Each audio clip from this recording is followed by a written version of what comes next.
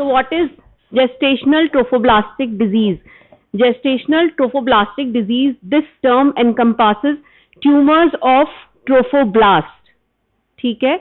It is a term used to describe heterogeneous group of interrelated lesions that arise from abnormal proliferation of placental trophoblast. Last time हमने placenta की anatomy पढ़ी थी ना? We had trophoblast, syncytiotrophoblast and cytotrophoblast. उन्हीं trophoblast का abnormal proliferation gives rise to gestational trophoblastic diseases. Gestational means pregnancy. Trophoblastic मतलब problem with the trophoblast, and diseases is it's not a normal proliferation. What placenta develops in a normal pregnancy, this happens overdevelopment of the placenta. ठीक है? So it is histologically distinct. It can be benign or malignant. It can have a distant metastasis. It can develop into a malignancy जिसमें stage 3 भी curable है. ठीक है? So what is the definition? Just remember, abnormal proliferation of trophoblast give rise to a condition called gestational trophoblastic diseases. ठीक है? अब gestational trophoblastic diseases can be benign or malignant. Benign is molar pregnancy. ठीक है? Molar pregnancy, that is hydatidiform mole. It can be complete or partial, or we have malignancy in that is known as invasive mole.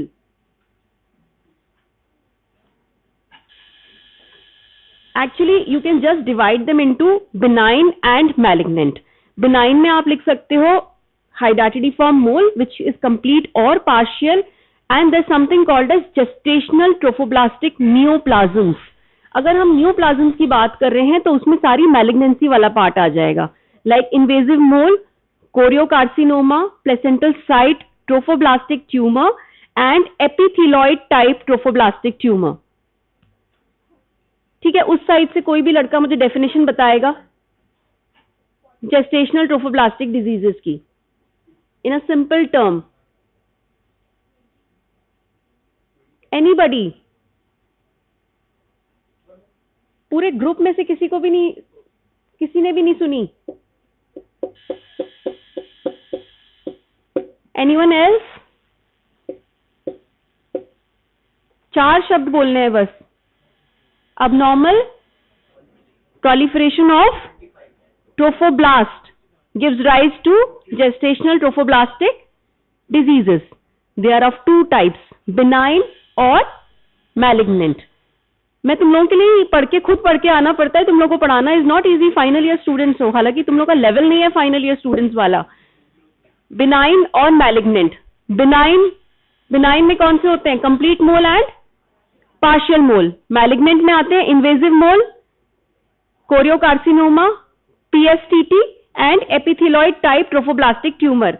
इसमें से तुमको choriocarcinoma और invasive मोल important है.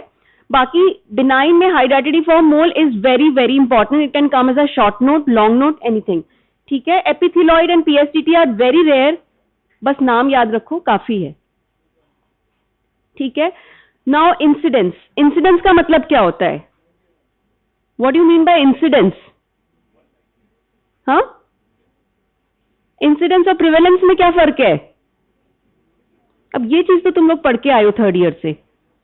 Incidence is new cases, correct. Prevalence is total number of cases, old plus new. So incidence of gestational trophoblastic diseases, GTD की अगर मैं बात कर रही हूं तो ये complete mole, partial mole और neoplasm दोनों की बात हो रही है. और अगर neoplasm की बात कर रही हूं तो सिर्फ malignancy की बात हो रही है. ठीक है? So अब incidence of GTD is 1 in 1000 in North America and Europe. In India and Indonesia is 12 out of 1000 cases. When I was doing my post-graduation in Bengal, we used to get very frequently gestational trophoblastic diseases. And it is bimodal in appearance. Bimodal matlab teenage pregnancy. Young girls, 13, 14, 15, if they become pregnant, there is more chance of developing a molar pregnancy. And towards the last of reproductive life, like 35, 40 ke above, hai na, you get a bimodal appearance of this gestational trophoblastic diseases. Incidence in difference in incidence may be due to socio-economic and nutritional factors. It is highest in the Southeast Asian countries. Risk, maternal age risk क्या है? Bimodal मैंने बताया कि teenage pregnancies में आपको gestational trophoblastic disease मिल सकती है, letter as पे मिल सकती है, प्रीवियस अबॉर्शन की हिस्ट्री है, प्रीवियस मोल की हिस्ट्री है। दे दे आशीष को।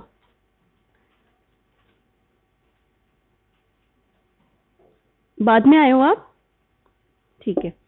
विटामिन ए डेफिशिएंसी, ये सब नीट पीजी के क्वेश्चंस हैं। एम्स और पीजीआई चंडीगढ़ में यही पूछते हैं, विटामिन कौन से विटामिन की डेफिशिएंसी से होता है? Vitamin A deficiency, different races, used of combined oral contraceptive pills, and low socioeconomic status. Don't ask me the reason, I don't know, but low socioeconomic status में it is more common. ठीक है। अब there are two types of molar pregnancies, like benign part, that is complete and partial. So it is also known as vesicular mole, hydatidiform mole, or molar pregnancy. Now, can you see the picture? So this is actually the placenta. इसमें grape like vesicles. In complete mole there is development, the whole trophoblastic tissue is involved. You get grape like vesicles, exactly grape like vesicles आते हैं। पूरा placenta is converted into a grape like vesicles. Villus edema, why grape like vesicles? क्योंकि edema हो जाता है। villus मतलब, ये तुम्हें डिफिकल्ट नहीं लगेगा अगर तुम्हें प्लेसेंटा की एनाटॉमी पता है। विल्लाई डेवलप होते हैं ना प्लेसेंटा में, primary, secondary and tertiary villi, तो उनका एडिमा हो जाता है and trophoblastic proliferation is diffuse and it is there is absence of embryonic element. Complete का मतलब है उसमें कोई भी फीटल पार्ट नहीं होगा, फीटस डेवलप ही नहीं होता है, ओनली प्लेसेंटल ट्रोफोब्लास्टिक प्रोलिफरेशन होता है। ये यहीं पे रट लो, ठीक है। कंप्लीट मतलब there is no fetal development, absence of embryonic elements मतलब कोई भी फीटस का डेवलपमेंट नहीं होता। पार्शियल मोल में you can see the picture, वहां पे फीटस का डेवलपमेंट हुआ है, although the fetus is abnormal. Focal difference क्या है? इसमें कंप्लीट एडिमा है, पार्शियल में है फोकल, मतलब कई कई प्लेसेस में फोकल एडिमा है, कई कई प्लेसेस नॉर्मल है। Focal variable villous oedema and focal slight to moderate trophoblastic proliferation contain some fetal tissue. ठीक है, याद हो गया ये। कंप्लीट में क्या है? Diffuse, you have to use the term diffuse villous oedema, there is no embryonic element. Partial mole में there is focal variable villous oedema, focal trophoblastic proliferation and contains some fetal tissue. और क्या basic difference है? Very very important, मतलब तुम लोग के post graduate entrance के लिए भी इंपॉर्टेंट है। पैथोलॉजी तो अभी हमने डिस्कस करी है। कंप्लीट में क्या होगा? Fetus is absent. अगर फीटस एब्सेंट है तो फीटल एरिथ्रोसाइट्स ऑब्वियसली एब्सेंट होंगे, एमनियन एब्सेंट होगा, विलस एडिमा जो है वाइड स्प्रेड होगा, ट्रोफोब्लास्टिक प्रोलिफरेशन होगा, trophoblastic atypia is marked and P, अभी के लिए बस ये रट लो, P57 KIP2 immunostaining is negative. ये एमबीबीएस के लेवल पे जरूरत नहीं है P57 स्टेनिंग बताने की, but if you want to go for entrance examinations there you need to remember कि कंप्लीट में P57 KIP2 स्टेनिंग नेगेटिव होती है। पार्शियल मोल में क्या होगा? Fetus is present, amnion, fetal erythrocytes are often present, villus edema is focal, trophoblastic proliferation is slight to moderate, ATPI is mild and P57 immunostaining is positive. अब सबसे ज्यादा important बात क्या है? साइटोजेनेटिक्स। मोबाइल साइलेंट मोड पे कर लो please. क्या होती है साइटोजेनेटिक्स? बहुत इंपॉर्टेंट है। जो कंप्लीट मोल है उसमें ओवम इज एम्प्टी, ओवम में कोई भी जेनेटिक टिश्यू नहीं होता है। जो पैटर्नली जो स्पर्म आ रहा है दैट फर्टिलाइजेस मतलब that forms an embryo and that gets duplicated. ठीक है, दैट गेट्स डुप्लीकेटेड, तो ultimately you get 46XX, but the whole tissue is paternal. ये बात ध्यान से सुन लो, जो ओवम है दैट इज एम्प्टी। ठीक है, ओवम एम्प्टी है, paternal sperm comes, forms an embryo and it gets duplicated. So ultimately you get the diploid number of chromosomes. You get 46XX, but that 46XX is in normal pregnancy किससे आता है? एक mother से आता है, एक father से आता है, बट इसमें दोनों ही जो क्रोमोसोम्स हैं वो फादर से आए हैं। ठीक है, पैटर्नल क्रोमोसोम्स होते हैं। दिख रहा है picture? The one first photograph is empty ovum. Sperm comes 23X, it gets duplicated, becomes 46XX. So the common karyotype is 46XX. Usually monospermy occurs, matlab एक single sperm is fertilizing the ovum. But in few cases, in 20% of the cases, there can be two sperms can be fertilizing this ovum. So you might get 46XY or 46YY, but that is very rare. If you have a question, which is the most common this chromosomal pattern, that is 46XX. आया समझ में? इसमें maternal genome है कि नहीं है? नहीं है. It is only and only paternal. A 46XX complete mole form if a 23X bearing haploid sperm penetrates a 23X containing haploid egg whose genes have been inactivated. Inactivated मतलब वो है ही नहीं, ठीक है? They are just not there. Paternal chromosomes then duplicate to create a 46XX diploid complement solely of paternal origin. ठीक है? So this is partial mole. Partial mole, we have a normal ovum 23X, है ना? And उसमें मोनोस्पर्मी थी, इसमें there is dispermy, मतलब 2 sperms are penetrating the ovum.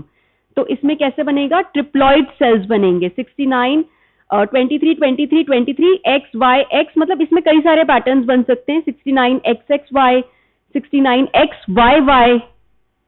ठीक है? मदर से क्या आएगा? X. Sperm can be Y, both of them can be Y, both of them can be X, one of them can be X, one of them can be Y. So basic क्या होगा इसमें?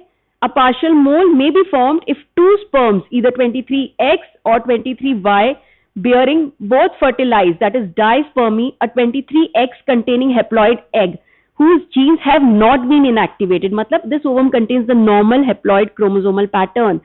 Resulting fertilized egg is triploid with 2 chromosome sets being donated by the father. Paternal contribution is termed diandry. Partial moles usually have a triploid karyotype 69XXX, 69XXY. These are each composed of 2 paternal haploid set of chromosomes contributed by dispermy and 1 maternal haploid set. अब इसमें क्या होगा? Partial में ये तुम्हारा P57 immunostaining positive होगा, क्योंकि P57 immunostaining is maternally expressed. ठीक है? ये बात याद रखो कि P से पार्शियल में पॉजिटिव आता है. P57 starts with P. ठीक है? Partial mole starts with P और पैटर्नली नेगेटिव होता है, मैटरनली एक्सप्रेस्ड होता है ये. तो मैटरनल क्रोमोसोम्स इसमें है पार्शियल मोल में, तो इसलिए P57 स्टेनिंग पार्शियल मोल में पॉजिटिव आती है और कंप्लीट मोल में नेगेटिव आती है, क्योंकि कंप्लीट मोल में कोई भी मैटरनल क्रोमोसोम जीनोम नहीं होता. याद हो गया? कंप्लीट मोल में कैसा होगा क्रोमोसोमल पैटर्न? कैसा होगा? जल्दी जल्दी यही याद कर लो ना, घर पे जाके 10 मिनट लगेंगे अगर पढ़ोगे तो. कैसा होगा कंप्लीट मोल में? बहुत डिफिकल्ट तो नहीं है. ओवम कैसा होता है कंप्लीट मोल में? एम्प्टी. स्पर्म कैसा होता है? Monospermic, haploid. It fertilises the ovum. क्या बनता है? डुप्लीकेट हो जाता है. 46XX, which is the most common chromosomal pattern in complete mole. ठीक है? मैटरनल क्रोमोसोम्स आर एब्सेंट और इनएक्टिवेटेड. तो P57 स्टेनिंग इज नेगेटिव, क्योंकि P57 staining is maternally expressed. Complete mole में क्या है? वो पार्शियल मोल में क्या आ गया? बैठ जाओ बेटा, अटेंडेंस तो जा चुकी है ना? क्या होगा पार्शियल मोल में? क्या होगा? ओवम होगा, हैप्लॉइड, और कितने स्पर्म्स आएंगे? 2. तो क्या बनेगा? क्या बनेगा? ट्रिप्लॉइड. और ये ट्रिप्लॉइड में मैटरनल पार्ट एक्सप्रेस होगा, तो फिर स्टेनिंग क्या होगी? पॉजिटिव. ठीक है? एम्ब्रियो किस में प्रेजेंट होगा? पार्शियल मोल में. ठीक है. क्लिनिकल फीचर्स बहुत ही इंटरेस्टिंग है ये. कैसे प्रेजेंट करेगा पेशेंट आपके पास? First trimester. क्या होता है फर्स्ट ट्राइमेस्टर? ये तो बताना पड़ेगा भाई. फर्स्ट ट्राइमेस्टर क्या है? बैठे बैठे जोर से बोल दो. कितने वीक्स तक फर्स्ट ट्राइमेस्टर होता है? 12 वीक्स तक. 12 वीक्स में अगर पेशेंट आपके पास प्रेजेंट कर रहा है, यूपीटी पॉजिटिव है, she has missed her periods and she is presenting with bleeding per vagina. Bleeding per vagina patient present करेगी, तो आपकी डिफरेंशियल डायग्नोसिस क्या होगी? इतना बोरिंग नहीं है गायनेकोलॉजी. अगर फर्स्ट ट्राइमेस्टर में पेशेंट यूपीटी पॉजिटिव आई है and she is come to you, आप एज एन एमओ बैठे हुए हो मेडिकल ऑफिसर, तो वो पेशेंट पूछेगी सर मुझे ब्लीडिंग हो रही है, या मैम मुझे ब्लीडिंग हो रही है, तो क्या क्या डीडीज रखोगे? फर्स्ट एंड फॉरमोस्ट डीडी क्या होगा? नहीं, फर्स्ट एंड फॉरमोस्ट डीडी क्या होगा? Ectopic is one of the DDs, correct. सबसे कॉमन चीज सबसे पहले बोलो. एग्जाम में भी यही नियम है, ऐसा नहीं कि रेयर डिसऑर्डर को सबसे पहले बताने लग जाओ. मिस्ड अबॉर्शन या threatened abortion is the first differential diagnosis. ठीक है. Second would be ectopic pregnancy. Third would be molar pregnancy. ठीक है. अब आपने उस पेशेंट को एग्जामिन किया, यू फाउंड कि उसका जो यूट्रस है, she is saying 3 months she is pregnant, पर मुझे मिला यूट्रस 20 weeks, है ना. 3 weeks का uterus 3 months, that means 12 weeks का यूट्रस पैल्पेबल होगा या नहीं होगा? हिस्ट्री टेकिंग एंड एग्जामिनेशन पढ़ा रहे हैं ना आप लोगों को प्रैक्टिकल्स में. 3 months मतलब 12 weeks. 12 weeks आप पर एब्डोमेन पैल्पेट कर सकते हो, just palpable. It will come as just palpable और may not be palpable if the patient is obese. 12 weeks पे क्या होगा? Uterus starts becoming an abdominal organ. कैसे होती है स्टेजेस यूट्रस की? Uterus enlarges in size slowly and after 12 weeks it starts becoming an abdominal organ, मतलब आपको पर एब्डोमेन पैल्पेबल हो जाएगा. At 12 weeks in a obese patient the uterus may not be palpable, पर मुझे मिल रहा है 20 weeks. तो मेरी डीडी पर एब्डोमेन देखने के बाद क्या बनेगी? भाई पेशेंट तो कह रही है मैं 3 महीने प्रेग्नेंट हूं, मुझे मिल रही है 20 weeks. तो सबसे पहली डीडी क्या बनेगी?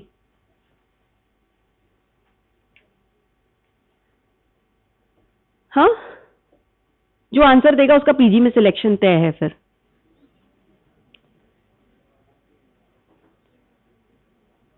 Anybody attempting this question? It is very easy. PCOD की तो बात ही नहीं है. Patient is right now pregnant, है ना. 12 weeks she is saying I am 3 months pregnant and मुझे 5 months मिल रही है वो प्रेग्नेंट. 20 weeks मिल रहा है. रॉन्ग डेट्स हो सकता है ना, पेशेंट को ध्यान ही नहीं हो. सबसे पहली DD is wrong dates. First and foremost is wrong dates. Second she could be, क्या हो सकती है अगर थोड़ी जेस्टेशन ज्यादा है? Second could be twin pregnancy, triplet pregnancy, उसमें तो बड़ा मिलेगा ना, larger than what is expected. Third, if she is in second trimester may be polyhydramnios. ठीक है. Fourth, if she is in first trimester she can be molar pregnancy. ठीक है. सो molar pregnancy का पेशेंट आएगा आपके पास फर्स्ट ट्राइमेस्टर या second trimester bleeding लेकर. Bleeding will be brownish. She may complain of passing grouped vesicles, that is grape-like vesicles, है ना. Or she may not complain of that. She may only complain of brownish discharge per vagina. ठीक है. और partial mole may present as a missed abortion. What do you mean by missed abortion and threatened abortion? मेरे topic का नहीं है ये पढ़ाने का, बट तुम लोगों को फिर समझ में नहीं आएगा. मिस्ड अबॉर्शन का मतलब क्या होता है? मिस्ड मतलब क्या? मिस कर दिया, मतलब क्लिनिकली आपको पता ही नहीं है कि अबॉर्शन है. ब्लीडिंग बहुत ज्यादा प्रोमिनेंट नहीं होगी मिस्ड अबॉर्शन में. सोनोग्राफिकली आप देखोगे तो पेशेंट की फीटल हार्ट एब्सेंट होगी. ठीक है. जिस टाइम पे फीटल हार्ट प्रेजेंट होनी चाहिए थी उस टाइम पे फीटल हार्ट एब्सेंट होगी. There will be no symptoms और साइंस ऑफ एन अबॉर्शन, तब हम उसे मिस्ड अबॉर्शन कहते हैं. थ्रेटेंड अबॉर्शन कब बोलते हैं? जब पेशेंट पेन लेकर आता है, पेन और ब्लीडिंग, तब पेशेंट को सिम्टम्स हैं, साइंस आपको दिखेंगे, तो वो थ्रेटेंड अबॉर्शन है, मतलब हो सकता है. इनकम्प्लीट अबॉर्शन क्या है? कुछ parts, fetal parts have come out and कुछ are remaining inside. Like if you, when you see per vaginal examination when you do, or per speculum when you do, you will see retained products of conception. You can see the clots coming out. So that is incomplete abortion. And complete abortion is patient has passed the retained products of conception and she will give you the history कि मेरा pain subside हो गया, bleeding कम हो गई. ये basic abortion के differences हैं। Abortion की शायद क्लास हो चुकी है तुम लोगों की, थ्योरी हो चुकी है ना अबॉर्शन की क्लास? नहीं हुई है अभी? ठीक है, I will check it today. ठीक है, तो पेशेंट अब आया आपके पास, complete mole as molar gestation and partial mole as missed abortion. मैं मिस्ड अबॉर्शन पे इसलिए स्ट्रेस दे रही हूँ, कई बार हम डीएनई करते हैं, that is dilatation and evacuation, तब हम प्रोडक्ट्स भेजते हैं हिस्टोपैथोलॉजी के लिए, then we get to know कि दिस वाज पार्शियल मोल। ठीक है, then vaginal bleeding is the most common symptom, incidence is 46%, molar tissue may separate from decidua, disrupt maternal vessels, and large volume of blood may distend the endometrial cavity. Uterine size, complete mole is large for dates, classic sign of complete mole. Even partial mole you will get that. Incidence is 28%, endometrial cavity may be expanded by chorionic tissue and retain blood. Partial mole is small, इसमें लिखा है small for dates, but it's ऐसा जरूरी नहीं है। Molar pregnancy you can write large for dates. ठीक है, अब फीटल हार्ट अगर आप देखना चाहोगे, 18 वीक्स के बाद हम फीटल हार्ट देख सकते हैं डॉपलर पे, तो फीटल हार्ट आप देखना चाहोगे तो fetal heart will be absent, even in partial mole you will not get fetal heart most of the times. Pre eclampsia क्या होता है? Pre eclampsia increase in blood pressure more than कितना? 140/90 after 20 weeks of gestation. तो early onset of preeclampsia is can happen in these cases. Hyperemesis gravidarum, ये word समझ में आएंगे तभी लिख पाओगे। क्या होता है hyperemesis gravidarum? Nausea and vomiting to such an extent that the patient is not comfortable doing her day-to-day routine activities. तो इसमें hyperemesis gravidarum is one of the most prominent things. क्यों इसमें hyperemesis gravidarum होता है ज्यादा? क्योंकि trophoblastic tissue ज्यादा होता है। ट्रोफोब्लास्टिक टिश्यू ज्यादा होता है तो वो क्या सिक्रीट करता है ज्यादा? Beta HCG, and beta HCG is one of the causes for this hyperemesis gravidarum. इसलिए हाइपरेमेसिस ग्रेविडेरम के कॉजेज में आता है ये। Psychological is number 1, second is more common in sisters and mothers, third is molar pregnancy, fourth is twin pregnancy. जिसमें भी chorionic tissue ज्यादा होता है उसमें हाइपरेमेसिस ग्रेविडेरम ज्यादा होता है। हाइपरथायरॉयडिज्म वेरी इंपॉर्टेंट, कि बीटा HCG की जो अल्फा सब यूनिट होती है that mimics TSH, and when it mimics TSH it produces more thyroid hormones. More thyroid hormones means thyrotoxicosis. Thyrotoxicosis के फीचर्स क्या होते हैं? हाइपो और हाइपर में बेसिक डिफरेंस क्या होता है? हाइपरथायरॉयडिज्म में क्या होगा? ट्रेमर्स होंगे, वेट लॉस होगा, एंजाइटी होगी, टैकीकार्डिया होगा। सो बीटा, याद रखो कि बीटा HCG कि alpha subunit it mimics thyroid hormone, ये तुम्हें शायद पता होगा। LH, FSH and beta HCG की जो अल्फा सब यूनिट है they are all common, so it mimics thyroid hormone, that's how we get hyperthyrotoxicosis, hyperthyroidism. Trophoblastic embolisation, the trophoblastic जो tissue grow हुआ है it can embolise to brain, it can embolise to spleen, it can embolise to lungs. Lungs में होगा तो क्या होगा? Cough and haemoptysis. It can embolise to nervous system, neural system, it can cause lower backache, presence with chest pain, dyspnea, tachypnea, tachycardia, severe respiratory distress, and then we have what is this theca lutein ovarian cyst. बहुत important है, एक एक शब्द important है इस chapter का। theca lutein ovarian cyst, once ovulation occurs उसके बाद क्या बनता है ओवरी में? Corpus luteum. तो ये कॉर्पस लूटियम का ही एक पार्ट है, और ये थीका ल्यूटीन ओवेरियन सिस्ट, ये बिनाइन ओवेरियन सिस्ट होती हैं। They may grow in size, they may become bilateral, more than up to 6 centimetre in size भी हो सकती है ये। पर इनका ट्रीटमेंट क्या करना है? इनका कुछ भी ट्रीटमेंट नहीं करना है। Once you evacuate molar pregnancy they subside on their own. ठीक है, they are up to 6 centimetre in diameter, incidence is 50%, they are because of high serum beta HCG, because of ovarian hyperstimulation. After you evacuate the molar pregnancy, they regress within 2 to 4 months. ठीक है, तो यही मैंने आपको clinical presentation बताई है। Complete मोल और partial मोल की लगभग क्लिनिकल प्रेजेंटेशन सेम होगी, but since complete is more severe, क्योंकि उसमें कोई भी फीटल टिश्यू नहीं है, तो सारे सिम्टम्स जो है कंप्लीट में ज्यादा होंगे, पार्शियल में थोड़े से कम होंगे। तो clinical presentation, molar gestation, in complete mole there will be vaginal bleeding, uterine size will be larger for dates, there will be theca lutein cyst, initial beta HCG is more than 1 lakh milli-international unit per ml, and medical complications can occur, that is anemia, hyperemesis gravidarum, preeclampsia, thyrotoxicosis, and respiratory symptoms. Trophoblastic embolization can occur and thyroid storm can occur. ठीक है, recurrence occurs in 15 to 20% cases. Partial mole, clinical presentation can be missed abortion, can be vaginal bleeding. Uterine size, if you say कि अगर हमें पता नहीं चल रहा है partial mole है, we just see it as missed abortion, तब हम ये मानेंगे कि growth नहीं हो रही है. Then we can say कि small for dates हो सकता है. ठीक है. Theca lutein cyst is rare. Beta HCG is less than 1 lakh. Medical complications are rare and recurrence is 1 to 5% cases. Malignancy transformation, another very important part. Malignancy transformation मतलब ये benign है पर ये malignant में convert हो सकता है. Complete में ज्यादा chances है 15 to 20%, partial mole में 1 to 5% है. ठीक है, ये याद रखना है because ये percentage पूछी जाती है. Complete mole में 15 to 20% है, partial mole में 5% है करीब. Malignant transformation. अब डायग्नोसिस कैसे करोगे? वाइटल्स तो आप ले ही लोगे, उसके बाद पर एब्डोमेन चेक कर लिया आपने, लोकल एग्जामिनेशन करोगे, ग्रेप लाइक वेसाइकल्स दिखेंगे, पर वजाइनल एग्जामिनेशन करोगे, ऑस ओपन है तो ब्लड क्लॉट्स या वेसाइकल्स फील होंगे. Expulsion of grape like vesicles per vaginum is diagnostic of vesicular mole, unilateral और बायलैटरल एनलार्जमेंट ऑफ ओवरी, पर उसका कोई भी ट्रीटमेंट नहीं चाहिए. अब आप इसके इन्वेस्टिगेशंस भेजोगे. If the patient is vitally stable, तो other than basic investigations, pregnancy में क्या क्या बेसिक इन्वेस्टिगेशन भेजते हैं? बोलो जल्दी जल्दी बोलो, क्लास जल्दी खत्म करनी है तो. CBC, blood group, sugar, thyroid, HIV, HbSAg, VDRL and basic है ये. ठीक है, इसके अलावा क्या भेजोगे? स्पेशल. स्पेशल इसमें याद रखना है बीटा HCG.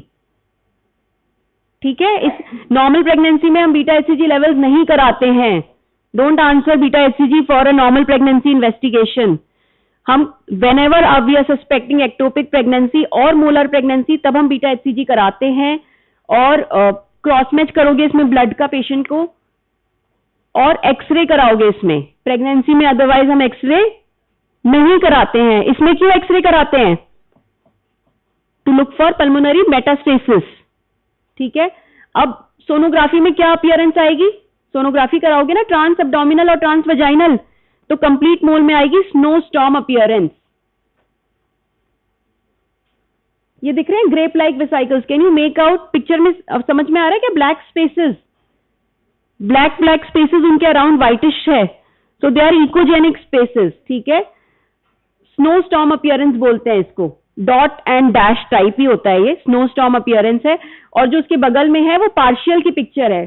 वो जो तुम्हें बोनी, ये जो बोनी स्ट्रक्चर दिख रहा है, can you make out the bony structure? ये जो व्हाइट लाइन दिख रही है ना सेंटर में, ये बोनी स्ट्रक्चर है. ये पार्शियल मोल है क्योंकि इसमें थोड़े से फीटल पार्ट्स दिख रहे हैं. If you can appreciate the picture in sonography, basically you have to mug up कि पार्शियल मोल में फीटस प्रेजेंट होता है और कंप्लीट मोल में स्नो स्टॉर्म अपीयरेंस होती है. ठीक है, कोई फीटल टिश्यू नहीं दिखेगा. Theca lutein cyst up to 6 centimetre दिख सकती है. पार्शियल मोल में you will get thickened hydropic placenta with concomitant fetus. ये थीका ल्यूटेन सिस्ट है. Can you see the multiloculated cyst? Multiloculated मतलब बहुत सारे पार्शियल पतले पतले सेप्टा नहीं दिख रहे बीच में, ये सेप्टा है और ये थीका ल्यूटेन सिस्ट है. इनको ट्रीटमेंट की जरूरत नहीं होती है. आप नीट पीजी के एंट्रेंस में भी आंसर करोगे तो थीका ल्यूटेन सिस्ट को कोई भी ट्रीटमेंट की जरूरत नहीं होती. दे रिग्रेस ऑन देयर ओन. ठीक है, ये हमने पढ़ लिया है.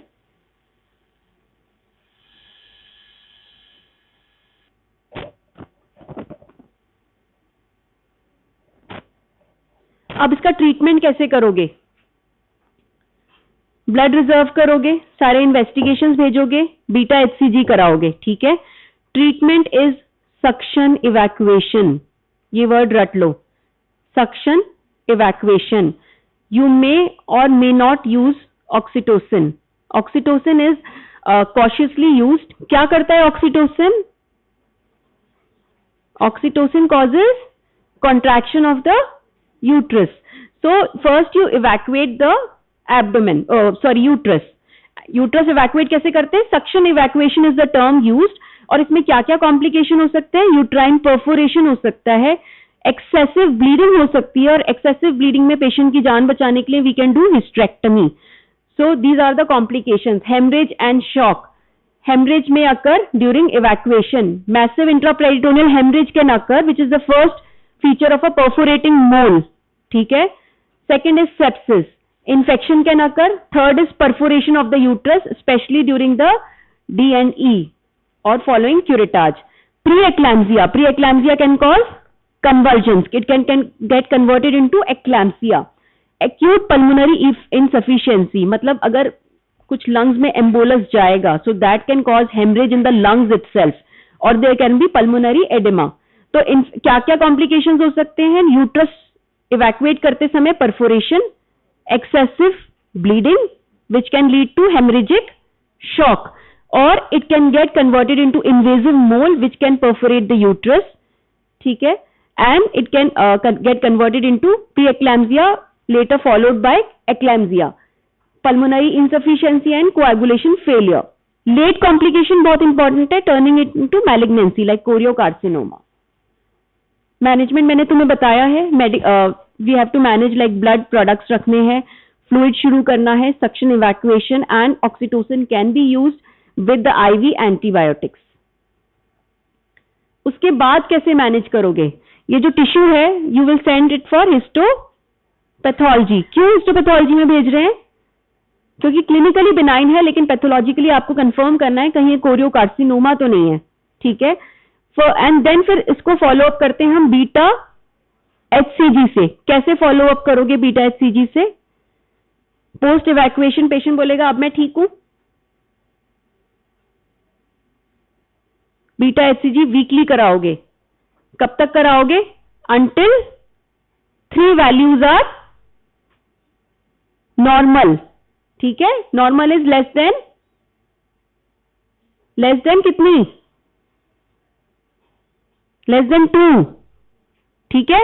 अंटिल 3 वीकली पेशेंट को बुलाओगे, until 3 consecutive levels are normal. Up to 7 weeks it takes for partial mole to resolute, up to 9 weeks it takes for complete mole to resolve. ठीक है? कैसे बुलाओगे? Weekly 3 reports are normal. Why this is important? Because if beta HCG is not reducing or rather beta HCG is increasing, तो क्या suspect करोगे? Malignancy. ठीक है? और इस दौरान patient will be given option for contraception. Contraception can be barrier contraceptive और oral contraceptive pills. Intrauterine devices are contraindicated, totally contraindicated, और आप पेशेंट को ओरल कॉन्ट्रासेप्टिव पिल दे सकते हो। क्यों? पेशेंट को प्रेग्नेंट क्यों नहीं होने देना इस दौरान? Until you are following up the beta HCG. क्यों पेशेंट प्रेग्नेंट नहीं हो सकती बताओ? क्योंकि प्रेगनेंसी होगी तो क्या होगा? बीटा एचसीजी सिक्रीट होगा, and then that beta HCG will interfere with this beta HCG. You will not know whether this is malignant transformation or this is new pregnancy. So most important is suction evacuation along with the blood products, if required blood transfusion, and under cover of oxytocin if required, and follow up with beta HCG weekly until 3 beta HCG reports are negative. And during this period, patient is not allowed to become pregnant. She is advised barrier contraceptive or oral contraceptive pills to prevent pregnancy. If the beta HCG is increasing, then we have to go for other investigations. ठीक है? And there is something called as prophylactic chemotherapy. पहले के times में क्या होता था? Patient follow up नहीं करता था, तो हम प्रोफिलैक्टिक कीमोथेरेपी देते थे। प्रोफिलैक्टिक कीमोथेरेपी का अब कोई रोल नहीं है। Until and unless it is choriocarcinoma, there is no role of prophylactic chemotherapy, but still we can write indications as high level of HCG for more than 4 weeks post evacuation, urine HCG is more than 30,000, serum HCG is more than 20,000, rising HCG levels, plateauing का क्या मतलब है? कम नहीं हो रहा है, बढ़ नहीं रहा तो कम भी नहीं हो रहा। ठीक है? ±10% है। Invasive mole, choriocarcinoma, evidence of metastasis, when hormonal follow-up is not reliable or not available in a high-risk patient with complete mole. अब आप किससे दोगे कीमोथेरेपी? कीमोथेरेपी देनी पड़ी तो किससे दोगे?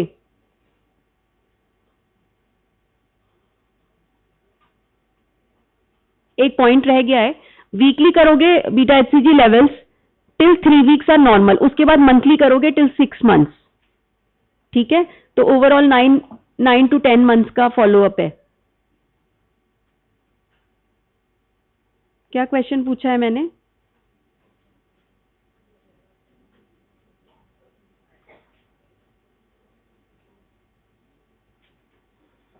मैलिग्नेंसी मैं नेक्स्ट क्लास में पढ़ाऊंगी. इसमें